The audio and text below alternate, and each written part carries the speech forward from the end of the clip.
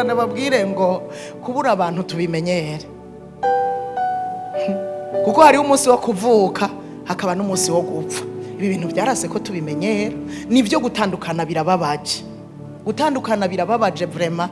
Nkunda kubivuga utanga karorero kuntu abamama kuri aeroport uragiye kuri aeroport umwana yuri indege ni wamurungitse, ni we yaguze itike, ni we yarondeye visa, ni we yagize vyose. Bisu uragiye yambi oya garuka ndakuyambire uragiye oya garuka akamwiru akarira ngo umwana aragiye byose kandi amazi imisi abizi ko umwana azogenda. Gutandukana rero shaka kuvuga ngo birababaza, ariko tumenyere yuko nimba waravutse uzopfa. Kimwe nsabwa nawe usabwa nukuguma witeguye, ntituzopfe nabi tuzopfe neza, angize neza. Gusa nico dusabwa sino tuzopfa. Rero burya umukristo nyamukristo nuwama ivyamwa niyo yabuze.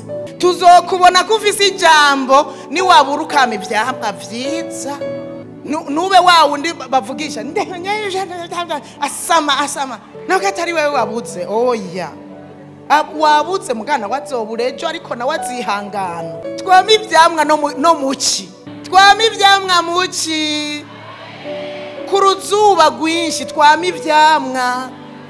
Ugwaye uri ku musego ama ivyamwa, waronse ivyo uteka wabibuze ama ivyamwa baraguhonyoye. Yo hari umuntu direct mabanyozamba ivuga hana yifrenya. Umuntu agize iyo reflex ube maso ni kofe worijya. Oya yaguhonyoye kandi ni sanganye. Twama ivyamwa n'abakozi bamenya amasahani, ama ivyamwa baturi imvutano yawe,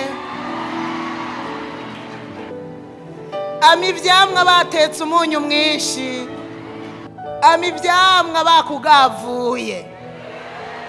Wigumye usenga Imana uko uzobigenza, nimba ari kumwirukana, nimba ari ariko wama ivyamwa. Naho yakugavuye ukamwirukana azogenda avuga ati mugabo mabuje yaramfashe neza, nta mugavu yaramfata. No muri ico gihe wama ivyamwa. Ama ivyamwa usanze umukozi atarahisha ushonje, naho nyene tubone ivyamwa. Rero abantu bavoma mwijambo, bafise ijambo ry'Imana, imizi yabo ishingiye mwijambo, barama ivyamwa no mu gihe batari kwama ivyamwa. Ukababona mwivyamwa kandi muri ico gihe nabagira ndababwire ko ariho hantu havuga ubutumwa.